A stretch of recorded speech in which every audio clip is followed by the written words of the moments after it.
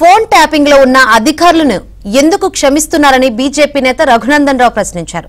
ఈ కేసులో ఇద్దరు అడిషనల్ ఎస్పీల్ని అరెస్ట్ చేసి చేతులు దులుపుకుంటామంటే కుదరదన్నారు. కేసీఆర్, హరీష్ రావు, వెంకట్రామిరెడ్డిని నిందితులుగా చేర్చాలని, ఈ కేసు విచారణ సీబీఐకి అప్పగించాలని డిమాండ్ చేశారు. తెలంగాణ రాష్ట్ర ఏర్పాటు జరిగిన నాటి నుంచి టెలిఫోన్ ట్యాపింగ్ లోపల మొట్టమొదటి బాధితుడు ఎవరంటే ప్రస్తుతం ఈ రాష్ట్ర ముఖ్యమంత్రిగా ఉన్నటువంటి గౌరవనీయులు రేవంత్ రెడ్డి గారు మొట్టమొదటి బాధితుడు. 2015 ఓటుకు నోటు కేసులో టెలిఫోన్ ట్యాపింగ్ చేసి ఆ రోజు ఉన్నటువంటి పోలీస్ అధికారులు ఆ రోజు రేవంత్ రెడ్డి అనేటువంటి తెలుగుదేశం పార్టీ ఎమ్మెల్యేను మొట్టమొదటిసారిగా టెలిఫోన్ ట్యాపింగ్ ద్వారా అరెస్ట్ చేసింది. గత 2-3 రోజులుగా వివిధ టీవీ ఛానల్లో వస్తున్నటువంటి వార్తల్ని గమనిస్తున్నప్పుడు ఈ టెలిఫోన్ ట్యాపింగ్ అనేది ఒక కంటిన్యూస్ ప్రాసెస్గా జరుగుతుందని, ప్రతిపక్ష పార్టీలకు సంబంధించినటువంటి ఎమ్మెల్యేలని ఇబ్బందులు పెట్టేందుకు ఈ టెలిఫోన్ ట్యాపింగ్ వాడుతున్నారని ఇది రఘునందన్ రావు చెప్పలేదు.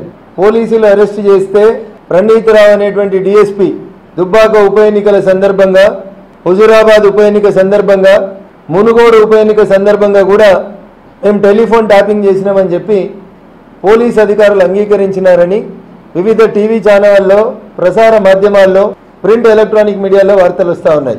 సో రేవంత్ రెడ్డి గారి తర్వాత రెండో బాధితుడు ఎవరంటే దుబ్బాక ఉప ఎన్నికల్లో గెలిచినటువంటి రఘునందన్ రావు టెలిఫోన్ ట్యాపింగ్లో రెండో బాధితుడు.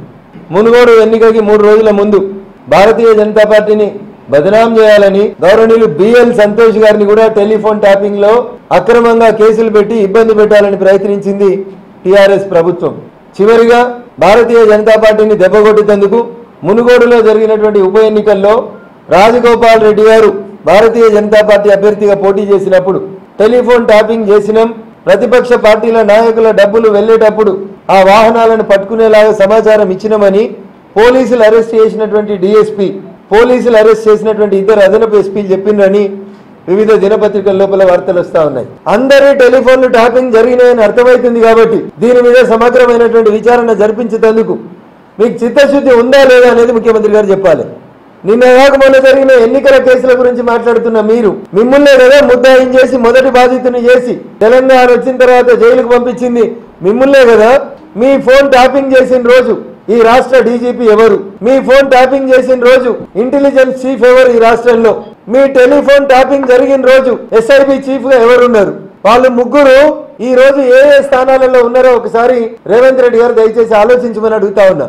ఆ రోజు టెలిఫోన్ ట్యాపింగ్ లో పాల్గొన్నటువంటి అధికారులను మీరు ఎందుకు క్షమిస్తున్నారు? ఆ కేసును ఎందుకు ఇన్వెస్టిగేట్ చేస్తలేరు? ఆ రోజు డీజీపీగా ఉన్నది ఎవరు? తెలంగాణ రాష్ట్రం వచ్చిన తర్వాత డీజీపీ ఎవరు?